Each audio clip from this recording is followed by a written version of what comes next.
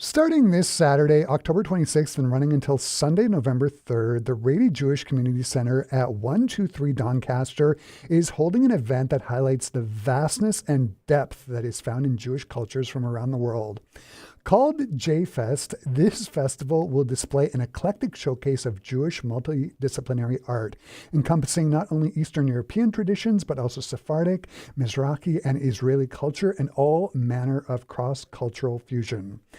There will be art created by Manitoba Jewish Artists, various workshops, musical performances, and kids programs. The goal is to reimagine culture and welcome a new generation of people of all faiths, backgrounds, and demographics. This is sure to be a terrific festival, and joining me here in the Classic 107 studio to talk about JFest, I am joined by Karla Berbrayer, who is the musical producer for the festival. Hey, Karla, nice to have you here. Nice to be here, Chris. Okay, so the festival sounds fantastic. This is the inaugural year. Why did the Rady Centre want to launch a festival like this? Well, we just felt it was time for a variety of different types of music to be showcased, and we felt that JFest gave us the ability to reach out to different parts of the world where we have Jewish culture represented and expose our audiences to different kinds of music that one might not anticipate being presented by the Rady JCC. Fantastic. Aside from being the musical producer for JFest, there's also Sharon Newman, who is the art exhibit curator, Amy Karlinski, who is the visual arts advisor, and Natalie help me out here, Habertal? Yes. Habertal. Yes. She's the producer for the Kids Festival.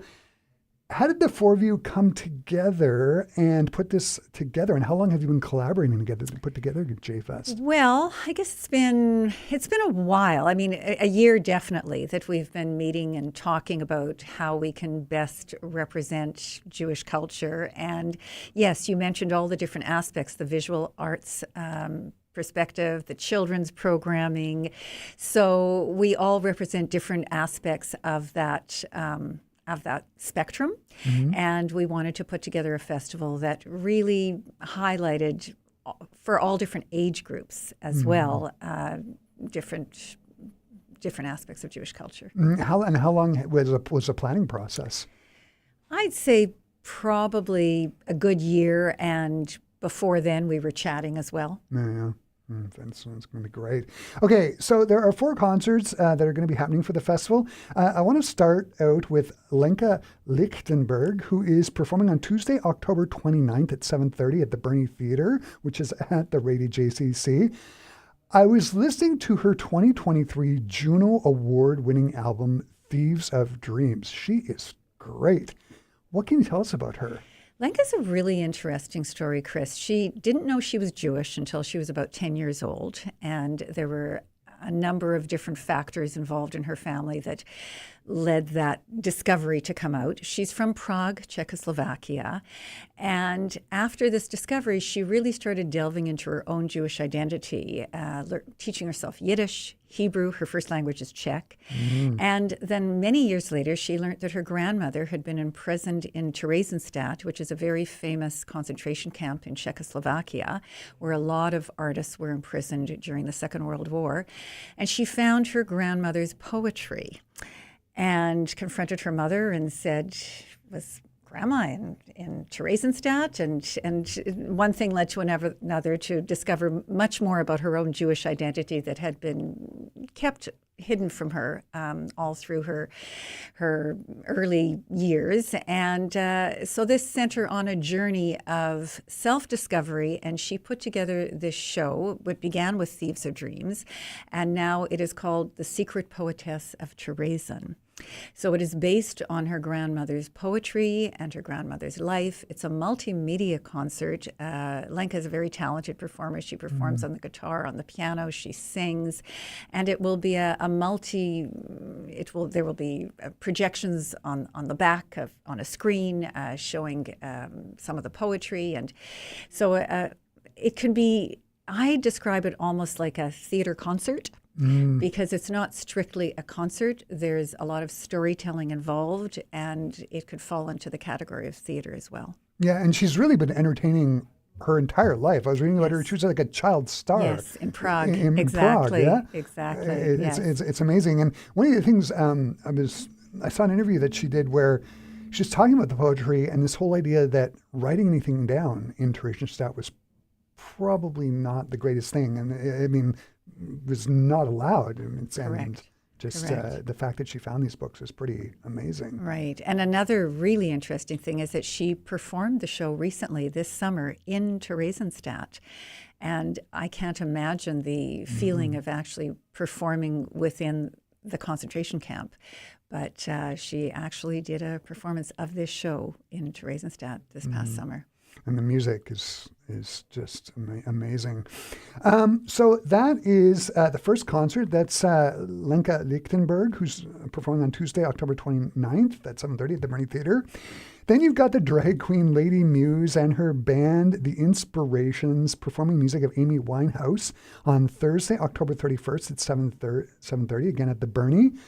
Lady Muse and the Inspirations have performed before at the Rady Centre as part of the Music and Mavens concert and lecture series, a series that you also run.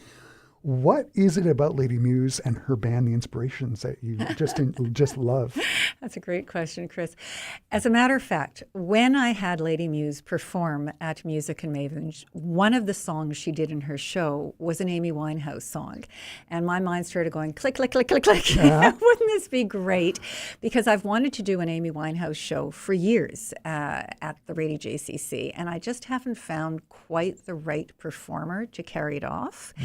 And so I approached Lady Muse after that show and I said, I'm just wondering, do you think you could do a whole evening of Amy Winehouse music? Would that be in your wheelhouse?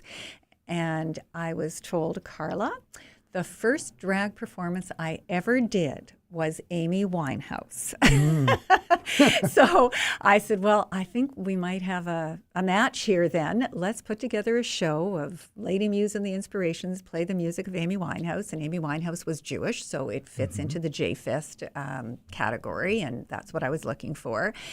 And so this is a full evening of Amy Winehouse music. Now, the way Lady Muse is doing it is very authentic. It's very raw. As we know, Amy Winehouse's life was not an easy life. There was drug addiction. There was lots of unhappiness. Yeah. So there's nothing that's hidden in this show. And we actually put a little warning that people should be prepared that this is Amy Winehouse's music the way Amy would have presented it. So, but at the same time, the music is so fabulous and it's camp, and the fact that it's being performed on Halloween is not lost on me. I chose that date thinking when I approached Lady Muse and I said, is it an issue that it's Halloween? And she told me, no, I'll already be dressed for parties that I'll go to following the performance. It's perfect. And she's got this fantastic band, The Inspirations, yes. right? Yes. Can you talk a little bit about the band? You've seen them before. Yes. The band is great. It's Carter Graham on drums, Julian Bradford on bass, Sean Irvine, Kevin Waters on drums, Kyle Cobb, and there's other singers who are going to be performing with Lady Muse. Sheena Rattay, TJ Pepper has been added on, which is which wasn't advertised, was a late addition. Ingia, which is she's a performer who also plays the saxophone. So we've got 4 singers and a full band. So it's going to be an amazing show. And I think that if you love Amy Winehouse music, this is the show for you. Is there, I've seen the documentary about Amy Winehouse. Her music is she was so super talented and she was just such a engaging person.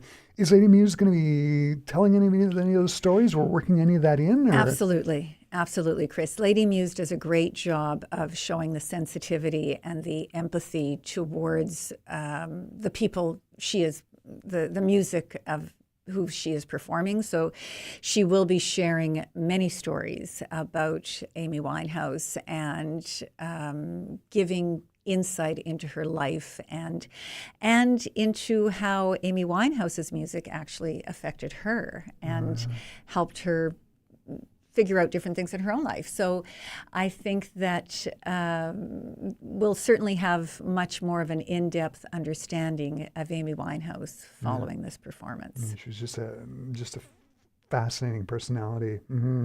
So that is Lady Muse and the Inspirations, who perform on Tuesday, October 31st, Halloween at 7:30. Thursday, October 30th, yes. Oh, yes, October 31st, yes. Yeah. And then you've got Winnipeg songstress Jennifer Hansen performing an evening of music by Burt Bacharach on Saturday, November 2nd at 8 p.m. at the Bernie. Jennifer and guitarist Larry Roy have put together a tribute to Burt Bacharach. Was the show put together for JFest? So the show had been done once before, and Larry Roy called me and said, we've got this show that we're working on, Burt Bacharach, and I was just thinking perhaps this is something that you would be interested in. And I said, you know what, Burt Bacharach was Jewish, and I am working on this festival called JFest, and actually I would be super interested in it. It's just that the show that you've got in your backpack is not the show that you're going to present for me. I want to see more of the Jewish angles of Burt Bacharach and how that impacted his life. And whenever we do a JFest performance, I always try to bring out that aspect so that there's a Jewish connection. Right. And Larry said, absolutely, we will do that. And, you know, he and Jen have put together this wonderful ensemble. It's not just them singing. It's not just Jen singing. Aaron Propp is singing. Carly Epp is singing. They've got Richard Gillis on trumpet and Gilles Fournier on bass and Daniel Roy on drums. And Burt Bacharach's music, some people say to me, well, what did he write? And I say, he wrote so many songs that you don't even think about, right? Yeah, I have some of them listed. I mean, he wrote 52 top 40 hits. Like, that's ridiculous. It's crazy. I mean, he was so talented, influenced by jazz. His music has got these wonderful harmonies and twists. He wrote music for the Carpenters, Dionne Warwick, Christopher Cross. I mean, it's crazy. You almost need a full band for Absolutely. You know, I mean, I asked Jen, just give me some of the names of songs that you know for sure will be in the show. She said, Raindrops Keep Falling on My Head, This Guy's in Love, Walk On By, Close to You, Do You Know the Way to San Jose? I mean, there's so, I'll Never Fall in Love Again. You know, you can just go on and on with the Burt Bacharach songs that people go, oh, did Burt Bacharach actually write that? Right. Because he was just such a prolific composer. There's so much material. It's almost like you could do more than one show for sure. You just can't do all of the music. So, yeah, so that's just going to be a really fun show. It's a great band. And I would say most people will be humming the songs and singing along throughout the course of the performance. Absolutely. Oh, man. It all sounds so great. The musical element sounds like it's off to a great start. It's in its inaugural season, and I want to quickly ask about Idan Rachel, right? Am I saying that right? Idan Rachel. Idan Rachel, who is performing at the Canadian Museum of Human Rights on the 27th. This is the fourth concert of JFest. Correct. It's sold out, and for good reason. For those who missed out, who is he? I was listening to him on YouTube when I was prepping for He's unbelievable. Yes. He's really an Israeli superstar, and it's quite a coup, Chris, that we have been able to bring him to Winnipeg. As a matter of fact, I've been wanting to get him to Winnipeg for years, and it just, the stars aligned, and we're able to bring him as the opening concert for our JFest. And we felt that the appropriate venue would be the Canadian Museum for Human Rights, because Idan is really an ambassador for peace, and he has worked with so many different musicians of so many different backgrounds, Ethiopia, Africa, all over the world, really. So he's really a good person to have in Winnipeg to launch our musical component of JFest. Fantastic. As we're getting into the conversation, I want to ask, what do you and your colleagues, Shara, Amy, and Natalie, hope that this inaugural year of JFest will accomplish? And what do you hope people will take away from the festival? Well, we hope that we will reach out to people who are Jewish and non-Jewish as well. We would like everybody to feel welcome and to come to the Rady Centre and to experience all the different options of presentations that are being offered. And we hope to expand our reach, actually, so that we're trying to reach out to different areas of the city, reach out to different age demographics. I mean, obviously, Lady Muse and the Inspirations, the Amy Winehouse show, might skew a little bit younger, but older people also love Amy Winehouse's music. So we're really trying to reach out to various demographics and bring people into the Rady JCC who haven't come to the Rady JCC before. Yeah, and for anybody who's never been to the Rady JCC, you're missing out. It's a beautiful space, and the Bernie Theater is one of the best in the city. So thank you. well worth going. JFest sounds just fabulous. Where can people go to find out more about the art exhibits, workshops, and the Yellow Dudes Kids Festival? www.radyjcc.com. All tickets are sold online, and you can go online and sign up for tickets, and that is the best way to do it. Yes. Perfect. Karla, this has been really fun having you here today talking about JFest at the Rady JCC. I'm sure this first year is going to be a great success, and it will lead to many, many more years. Thanks for taking the time to drop by and talk to me today. It's been great. Thank you, Chris. For our Classic 107 listeners, JFest at the Rady JCC at 123 Doncaster starts this Saturday, October 26th, and goes until Sunday, November 3rd. For more details on the festival, go to radyjcc.com, or you can go to classic107.com. I've embedded a direct link to the festival webpage in the article that is up at classic107.com. Karla, thanks again. Thank you.